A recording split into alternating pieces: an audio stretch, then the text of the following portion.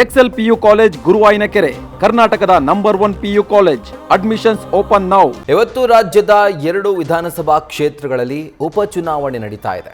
ಹಾಗೂ ಬಿರುಸಿನ ಪ್ರಚಾರದ ಬಳಿಕ ಅಭ್ಯರ್ಥಿಗಳ ಎದೆಯಲ್ಲಿ ಈಗ ಢವಢವ ಶುರುವಾಗಿದೆ. ಯಾರ ಪರವಾಗಿ ಇವತ್ತು ತನ್ನ ಹಕ್ಕನ್ನ ಮತದಾರ ಚಲಾಯಿಸ್ತಾನೆ, ಈ ಕುತೂಹಲ ಎಲ್ಲರಲ್ಲೂ ಮನೆ ಮಾಡಿದೆ.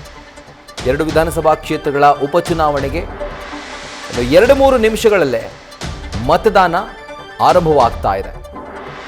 ದಾವಣಗೆರೆ ದಕ್ಷಿಣ ಹಾಗೂ ಬಾಗಲಕೋಟೆ ಈ 2 ಕ್ಷೇತ್ರಗಳ ಉಪಚುನಾವಣೆ ಇನ್ನೇನು 2-3 ನಿಮಿಷದಲ್ಲಿ ಶುರುವಾಗ್ತಾ ಇದೆ. ಬೆಳಗ್ಗೆ 7 ಗಂಟೆಯಿಂದ ಮತದಾನ ಆರಂಭವಾಗ್ತಾ ಇರುವಂಥದ್ದು. ಇನ್ನು ದಾವಣಗೆರೆ ದಕ್ಷಿಣದಿಂದ ಒಟ್ಟಾರೆಯಾಗಿ 25 ಅಭ್ಯರ್ಥಿಗಳು ಕಣದಲ್ಲಿದ್ದಾರೆ. ಸೊ 25 ಅಭ್ಯರ್ಥಿಗಳ ಭವಿಷ್ಯ ಇವತ್ತು EVM ಮಷೀನ್ನಲ್ಲಿ ರೆಕಾರ್ಡ್ ಆಗುತ್ತೆ. ಇನ್ನು ಬಾಗಲಕೋಟೆ ಕ್ಷೇತ್ರದಲ್ಲಿ 9 ಅಭ್ಯರ್ಥಿಗಳು ಕಣದಲ್ಲಿದ್ದಾರೆ. ಸೊ ಅವರ ಹಣೆ ಬರಹವನ್ನು ಮತದಾರ ಪ್ರಭು ಇವತ್ತು ಬರೀತಾನೆ. ಸೊ 2 ಕ್ಷೇತ್ರಗಳಲ್ಲಿ ಬಿಗಿ ಪೊಲೀಸ್ ಭದ್ರತೆಯನ್ನು ನಿಯೋಜನೆ ಮಾಡಲಾಗಿದೆ. ಆ್ಯಂಡ್ ಈಗ ನೀವು ಗಮನಿಸ್ತಾ ಇದ್ದೀರಿ ಮತದಾನದ ಫಸ್ಟ್ ವಿಜುವಲ್ಸ್.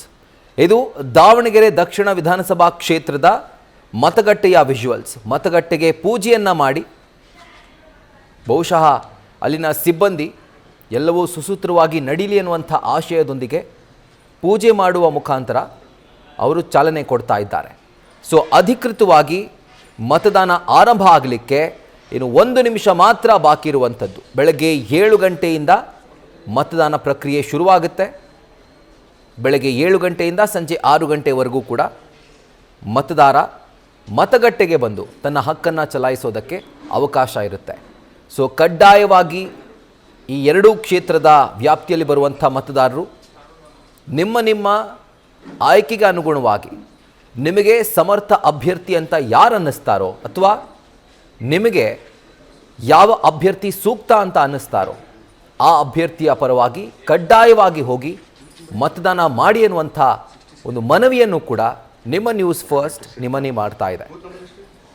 ಸೊ 2 ಕ್ಷೇತ್ರಗಳ ಉಪಚುನಾವಣೆಯ ಕಾವು ರಂಗೇರಿದೆ. ಬಹಿರಂಗ ಪ್ರಚಾರ ಮೊನ್ನೆ ಅಂತ್ಯವಾಯಿತು, ನಿನ್ನೆ ಮನೆ ಪ್ರಚಾರ ಅಂತ್ಯವಾಯಿತು. ಇವತ್ತು D-Day ಮತದಾನದ ದಿನ. ಸೊ ಈಗ ಅಧಿಕೃತವಾಗಿ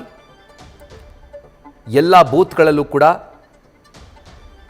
EVM ಮಷೀನನ್ನು ಓಪನ್ ಮಾಡಲಾಗಿದೆ, ಸ್ಟಾರ್ಟ್ ಮಾಡಲಾಗಿದೆ. ಕರೆಕ್ಟಾಗಿ ಇನ್ನು 1 ನಿಮಿಷಕ್ಕೆ ಮತದಾನ ಆರಂಭವಾಗ್ತಾ ಇದೆ. ದಾವಣಗೆರೆ ದಕ್ಷಿಣ ಉಪಚುನಾವಣೆ ಹಾಗೂ ಬಾಗಲಕೋಟೆ ಕ್ಷೇತ್ರದ ಉಪಚುನಾವಣೆ ರಾಜಕೀಯದಲ್ಲೇ ಒಂದು ರೀತಿಯಾದಂತಹ ಪ್ರತಿಷ್ಠೆಯ ಕಣವಾಗಿ ಈ ಉಪಚುನಾವಣೆ ಮಾರ್ಪಾಡಾಗಿರುವಂಥದ್ದು. ಒಂದು ಕಡೆ ಸರ್ಕಾರದ ಇಮೇಜನ್ನು ಉಳಿಸ್ಕೊಳ್ಳುವಲ್ಲಿ ಸರ್ಕಾರದ ಕಂಪ್ಲೀಟ್ ಯಂತ್ರವೇ ಬೆವರು ಹರಿಸಿ ಈ ಉಪಚುನಾವಣೆಯಲ್ಲಿ ಕೆಲಸ ಮಾಡಿದೆ. ಇನ್ಕ್ಲೂಡಿಂಗ್ CM ಸಿದ್ದರಾಮಯ್ಯ ಅವರು ಕೂಡ ಸತತ ಭೇಟಿಯನ್ನು ಕೊಟ್ಟಿದ್ದರು. 2 ಕ್ಷೇತ್ರಗಳಿಗೆ ಪ್ರಚಾರದಲ್ಲಿ ತೊಡಗಿದ್ರು.